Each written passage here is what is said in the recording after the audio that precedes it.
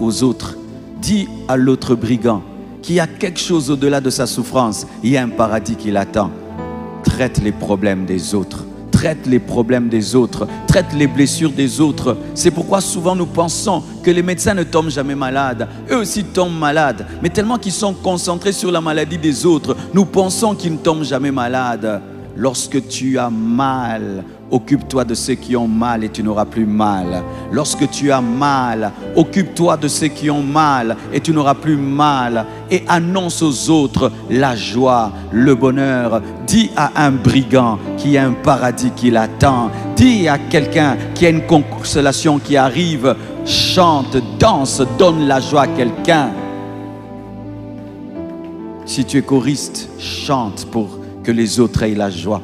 Même si tu pleures dans ta chambre, mais tu montes sur l'estrade, tu chantes et tu dis à un brigand qu'il y a un paradis, il y a un paradis, il y a un paradis, il y a un paradis. Car les blessures font de nous des égoïstes. Moi, j'ai mal. Moi, j'ai mal. Moi, je souffre. Moi, je souffre. Te concentrer sur toi ne te guérira jamais. Te focaliser sur les autres te sortira de là. Moi et toi, nous serons au paradis. Et il ajoute, il dit à sa mère, mère, voici ton fils. Fils, voici ta mère. Il se soucie du futur de sa maman. Il se soucie du futur de Jean. Alors que lui, il est en train de souffrir, mais il est en train de régler, d'assumer ses responsabilités. Que tes blessures ne t'amènent pas à la négligence. Que tes blessures ne t'amènent pas à l'insensibilité. Que tes blessures ne t'amènent pas à mal faire les choses. Mais malgré tes blessures, continue ton travail. Va au travail, va étudier. Prends soin de tes enfants, prends soin de ta femme, prends soin de ton mari. Assume tes responsabilités. Viens servir Dieu dans ton département. Continue à prendre soin de gens. Continue à prendre soin de Marie. Même si tu as la croix, même si tu as mal à la main, même si tu as mal aux pieds, même si tu as mal à la tête, même si tu as mal au dos, même s'il y a le sang partout. Mais continue à prendre soin de Marie, prends soin de Jean, continue. Ne t'arrête pas parce que tu souffres. Ne t'arrête pas parce que tu souffres. Si tu es en train de construire une maison, finis ta maison. Si tu es en train d'étudier, aie ton master. Si tu veux te marier, marie-toi. Va jusqu'au bout. Ne t'arrête pas. Jésus continue malgré qu'il est à la croix. Car la douleur, la blessure nous trompe souvent et nous fait croire que nous avons le droit d'échouer. Tu es blessé et tu ajoutes l'échec, tu seras blessé 2 fois. Tu dois réussir. Ainsi même le succès sera ta consolation. Ne te permets pas d'échouer à l'école parce que tu es blessé. Tu vas pleurer ton échec et tu vas pleurer tes blessures malgré qu'il est à la croix. Maman, Marie, je m'en vais, mais tu ne seras pas seul. Mon disciple prendra soin de toi. Jean, tu dormais sur ma poitrine. Je sais que je vais te manquer, mais je te confie à ma maman. Tu ne peux pas faire ça si tu es un égoïste. Il faut que tu arrives à t'oublier pour que tu puisses t'occuper de gens qui ne sont pas crucifiés, mais qui ont d'autres problèmes. Même s'ils ne sont pas crucifiés, ils ont peur, ils ont le doute, ils ne savent pas quel sera leur avenir. Occupe-toi d'eux.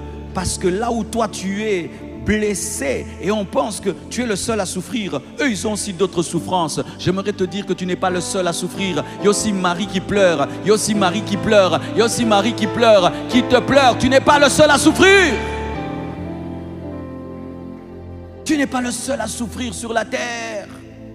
Tu n'es pas le seul à avoir mal sur la terre. Jésus savait que sa mère avait mal. Car même une prophétie a été donnée sur Marie disant qu'une flèche te transpercera. La mort de Jésus-Christ a été une flèche pour Marie. C'est vrai qu'il était à la croix, mais il y avait quelqu'un aussi qui avait mal. Une femme qui l'avait porté pendant 9 mois. Une femme qui savait que c'était un enfant extraordinaire et qui voit son fils extraordinaire agoniser sur la croix.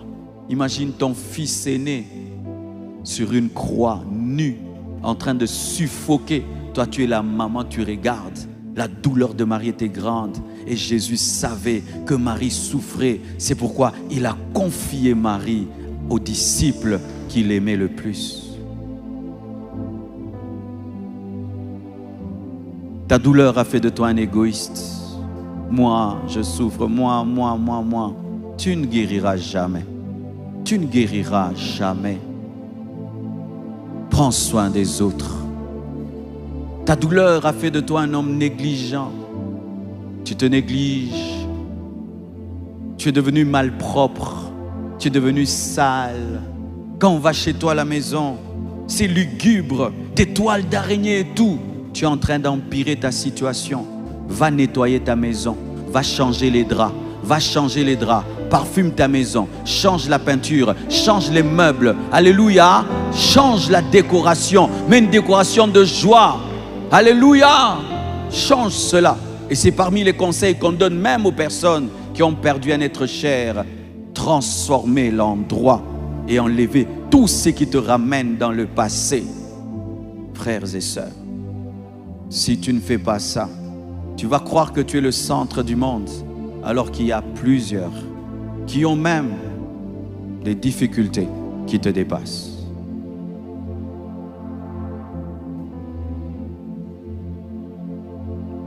Alléluia. Et la Bible nous dit encore, il a dit, Eli, Eli, lama sabachthani. Père, Père, pourquoi m'as-tu abandonné? Il a prié. Il a parlé au Père à la croix. Lorsque tu as une blessure, parle au Père. Ne perds pas la vie de prière parce que tu es blessé. Ne fuis pas la présence de Dieu parce que tu es blessé. N'insulte pas Dieu parce que tu es blessé, mais pose des questions. Pourquoi? Pourquoi n'est pas une insulte? C'est un désir de connaissance. Si tu ne pries pas quand tu souffres, tu vas aller te confier au diable et aux hommes. Si tu ne pries pas quand tu souffres, tu n'auras pas la force d'affronter ta destinée. Prie Dieu, crie à lui. Ton problème, c'est que quand tu souffres, tu parles à tout le monde, sauf à Dieu. Tu parles de tes problèmes à tout le monde, sauf à celui qui peut les résoudre. Tu parles au psychiatre, au psychologue, à ton père, à ta mère, à tes frères, à tes sœurs. Tu parles au pasteur, mais tu ne parles pas à Dieu. Parle à Dieu. Et parle du vrai problème. Pourquoi m'as-tu abandonné?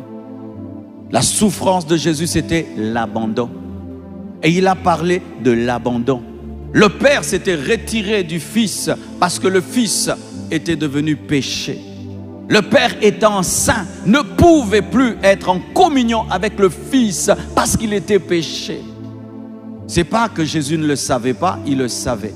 Mais cette prière est un enseignement que lorsque tu es blessé, parle à Dieu de ta blessure. Parle-lui de ta blessure. Si tu es blessé par ton apparence physique, dis à Dieu, pourquoi tu m'as créé comme ça? Il va te dire pourquoi. L'homme de Dieu, Nomak, nous a donné son témoignage. Pourquoi Dieu, tu m'as mis? Moi, un temps, j'ai posé même des questions à Dieu. Pourquoi tu m'as mis dans ce pays? J'aime beaucoup l'excellence. Je suis vraiment quelqu'un qui aime l'excellence à un niveau, vous ne pouvez pas savoir. La médiocrité me fait mal à un niveau, vous ne pouvez pas savoir. Mais Dieu prend un tel homme.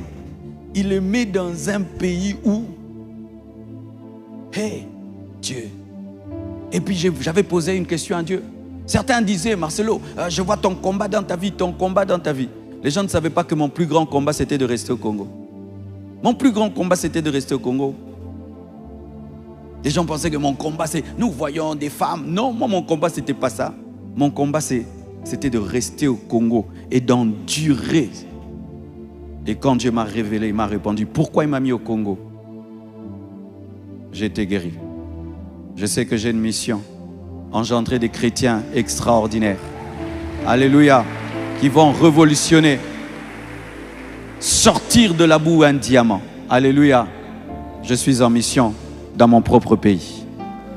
Alléluia. Quand je voyage, je suis dans mon pays. Quand je reviens, je suis en mission dans mon pays. Je suis missionnaire en RDC. Je vous dis la vérité. Je suis missionnaire parmi vous. Comprendre te guérit. Pose des questions à Dieu. Quand tu perds un autre cher, prie Dieu. Pourquoi tu as pris mon frère? Prie. Pourquoi tu as pris mon mari? Pourquoi tu as pris ma femme? Pourquoi tu as pris mon papa? Pose la question. Ne pleurez pas seulement. Oh, tu pleures.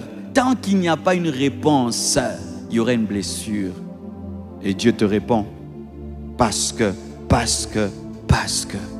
la connaissance apaise. La connaissance apaise. La connaissance apaise. La connaissance apaise. Et puis il a dit, j'ai soif. J'ai soif. Lui, l'eau de vie a soif. Lui qui a marché sur l'eau dit, j'ai soif. Lui qui a multiplié les pains et les poissons dit, j'ai soif. Lui qui a créé l'eau dit, j'ai soif. Ne pouvait-il pas aspirer l'eau à distance? Et quand il demande l'eau, on lui donne le vinaigre qu'on appelle posca. Posca. Posca, c'est le breuvage des soldats romains. Les soldats romains buvaient une eau mélangée au vinaigre. Le fait qu'ils se déplaçaient beaucoup, ils ne pouvaient pas avoir une eau pure. Elle s'infectait facilement. Mais lorsqu'ils mélangeaient l'eau avec le vinaigre, ça se gardait longtemps. Et ça avait aussi un pouvoir déshydratant, mais aussi désinfectant. Lorsque Jésus demande l'eau, comme un roi qui demande l'eau, parce qu'ils ont dit qu'il était le roi des Juifs, ils ne lui ont pas donné la boisson des rois, ils lui ont donné la boisson des militaires. C'était un mépris, un mépris. Tu vas boire ce que nous buvons. On lui donna du vinaigre, mais il dit, j'ai soif. Quand tu es blessé, ne fais pas le fort, dis, j'ai soif.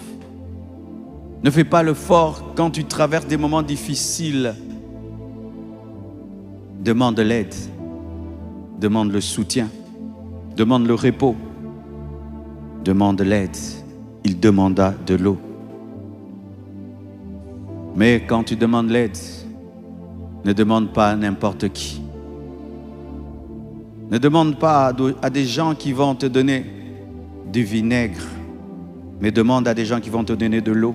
Ceux qui devaient lui donner de l'eau avaient fui. Pierre avait fui. Et ceux qui étaient là étaient ses ennemis. Ils ont utilisé ce moment pour l'humilier davantage. Mais sache à qui tu demandes l'eau et apprends à demander l'eau. J'ai soif. Je suis le roi, mais j'ai soif. Je suis le Seigneur, mais j'ai soif.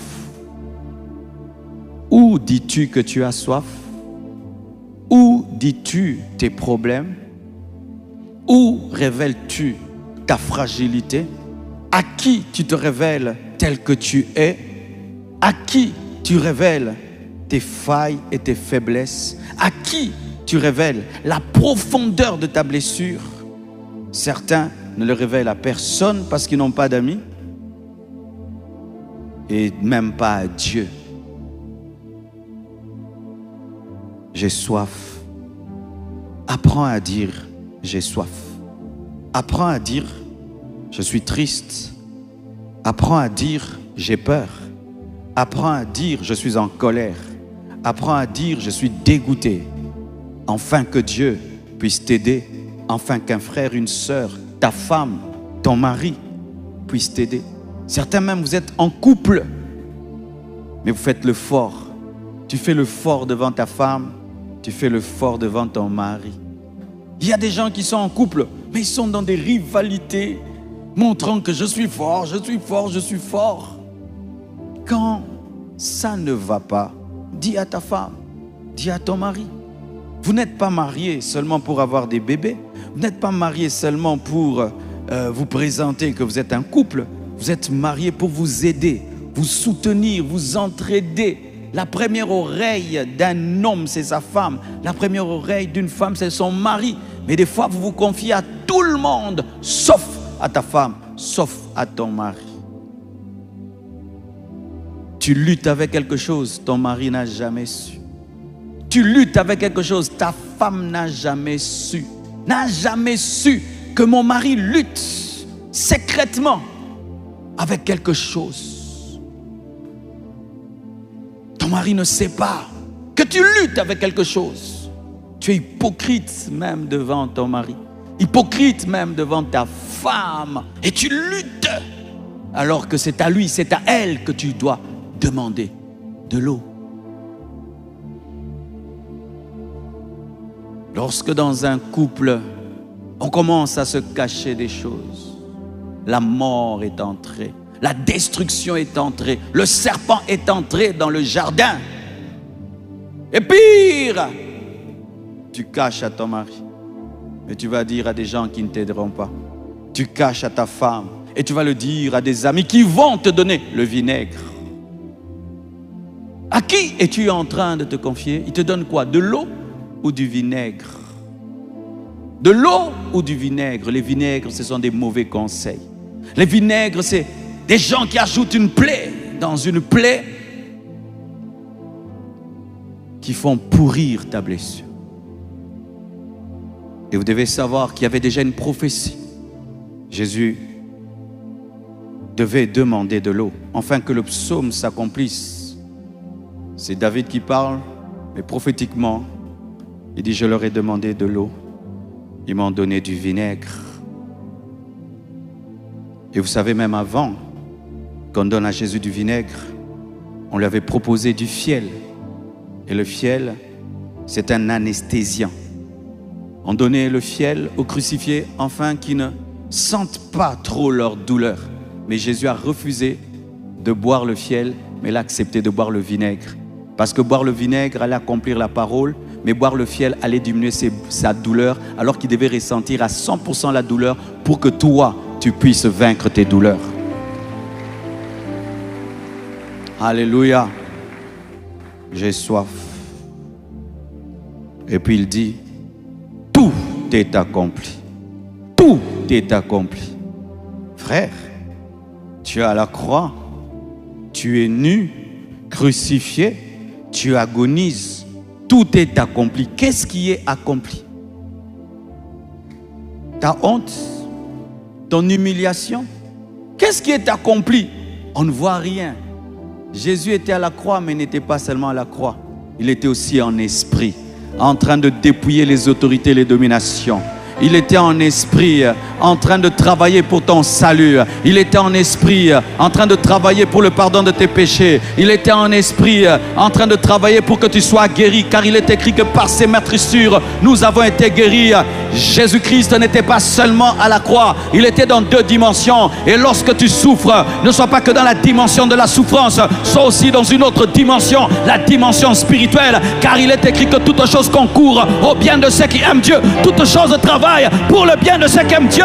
La croix était en train de travailler pour le bien de Jésus-Christ, car il était impossible qu'il porte le nom qui est élevé au-dessus de tout autre nom. S'il n'était pas crucifié, le diable avait commis une erreur. Il a crucifié Jésus. Il avait commis une erreur, car il avait besoin d'être un agneau, et un agneau doit être immolé. Donne-moi un amen. Donne-moi un amen. Lorsque tu es spirituel, tout va concourir à ton bien. Lorsqu'on te fait mal, tu deviens plus fort. Lorsqu'on te fait mal, ça t'enseigne. Lorsque on te fait mal, tu deviens intelligent, tu deviens sage, tu deviens un guerrier. Et tes traces deviennent des livres. Tes traces deviennent des livres. Tes traces deviennent des livres. Tes traces deviennent des enseignements. Tes traces deviennent des prédications.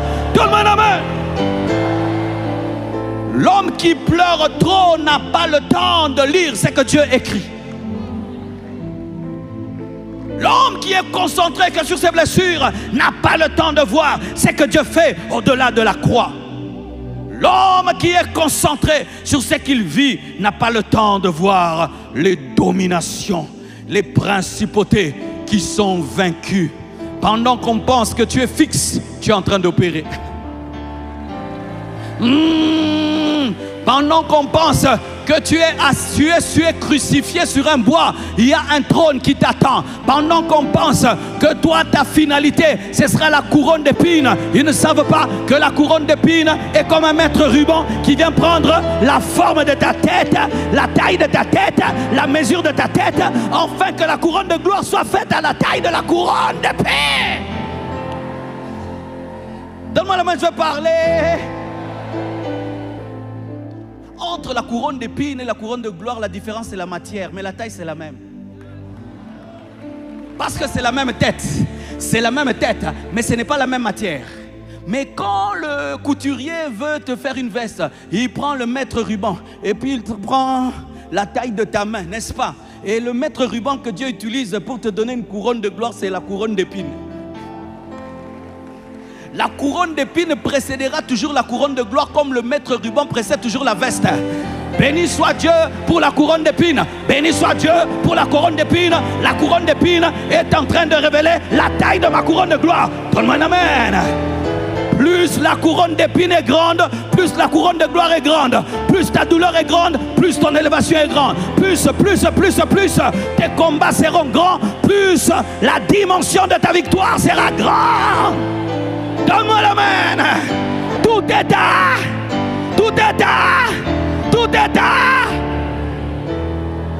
Aresiama. Annonce les choses qui se passent en esprit, même si rien ne change devant toi. Annonce les choses qui se passent en esprit, même si les choses sont statiques. Oui, tu es sur la croix, mais tu as le droit d'annoncer les choses. Oui, tu es sur la croix, mais tu as le droit de prévenir ce qui est en train d'arriver. Oui, tu souffres, mais dis aussi que Dieu, toutes les nuits, vient te visiter et que des anges sont en train de t'enseigner et que l'onction est en train de grandir sur ta vie. Donne-moi un amen.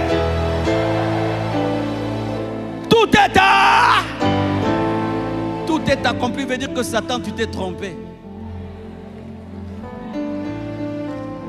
Jésus était dans l'eau, Satan voyait la tempête. Jésus a calmé la tempête parce qu'il ne devait pas être noyé. Un jour, Jésus prêche, on le pourchasse et on veut le jeter dans le ravin. Il passe entre eux parce que lui ne devait pas être un précipité. Mais quand on le met à la croix, il ne fait rien. Mais pourquoi?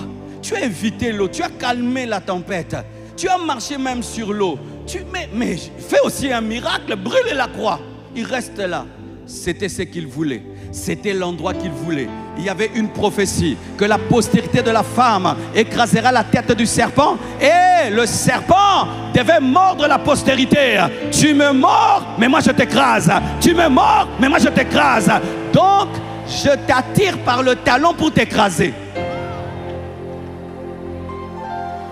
Je t'attire par le talon. Toi, tu poursuis mon talon. Et moi, je te donne le talon. Et tu penses qu'en me mordant, tu m'as tué. Alors que je voulais que tu me mordes pour que je te tue. Parce que moi, j'ai la capacité de ressusciter après 3 jours.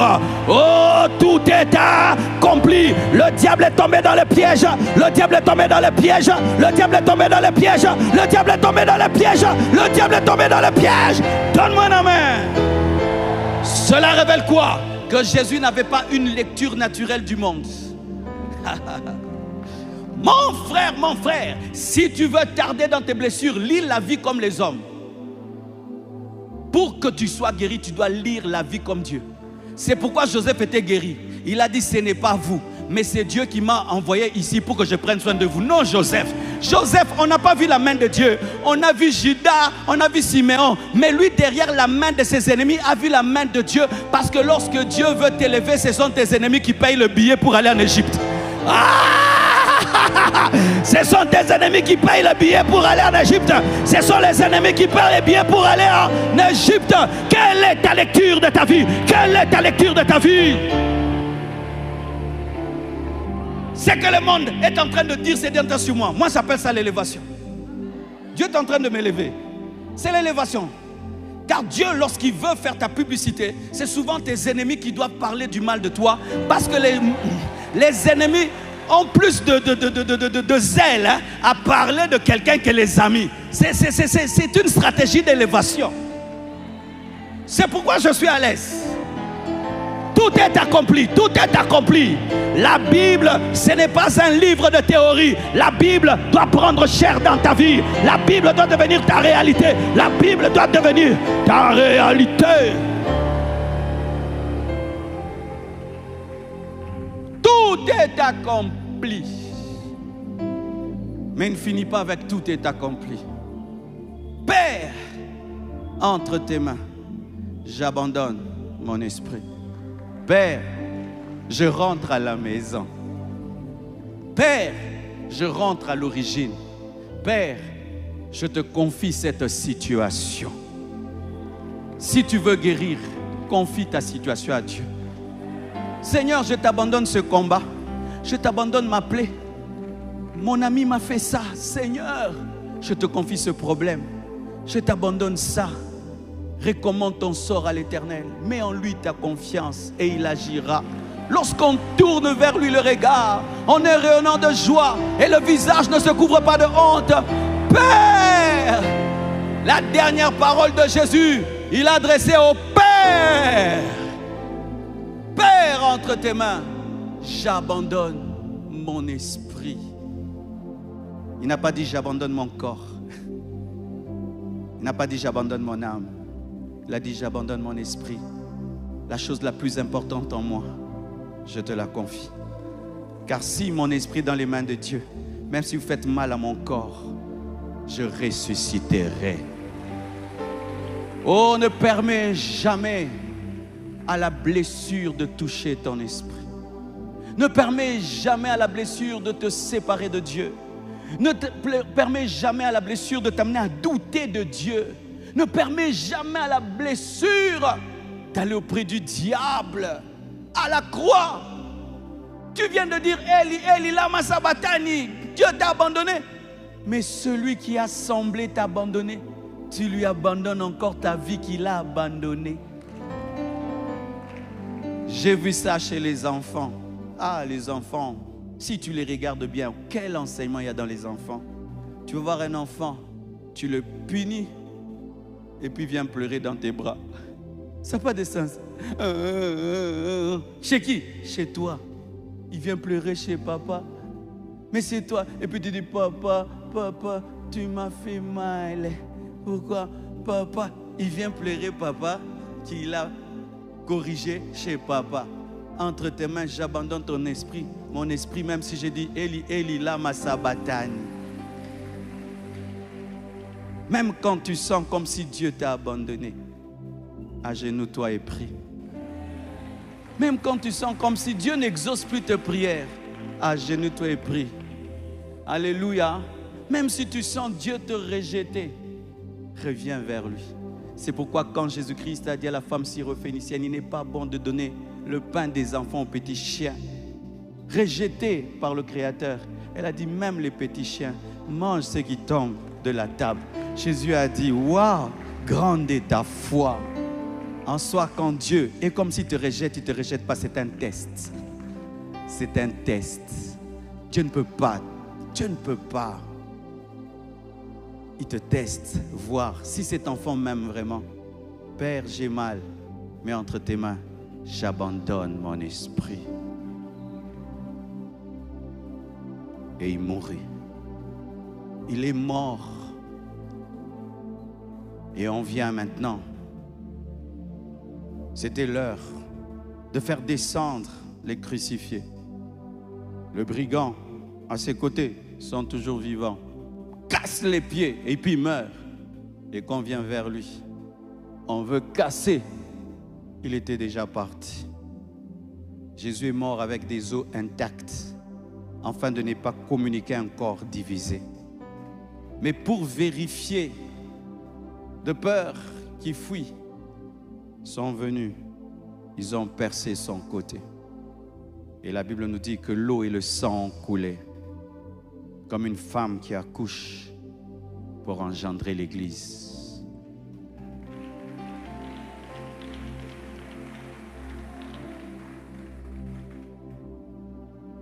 Il va dans le séjour de mort. Il va libérer ceux qui étaient incrédules au temps de Noé. Il va témoigner. Il va arracher la clé du séjour de mort. On ne le voit pas, mais il est en train de travailler. Et il sort vivant 3 jours après, parce qu'il est mort sans rancune. Il est mort sans haine. Il est mort sans esprit de vengeance. La preuve, quand il retrouve Pierre, il ne le tue pas, mais il lui accorde l'opportunité de prêcher le jour de la Pentecôte. Il lui donne le micro à sa convention sur le Saint-Esprit. Pasteur Jésus,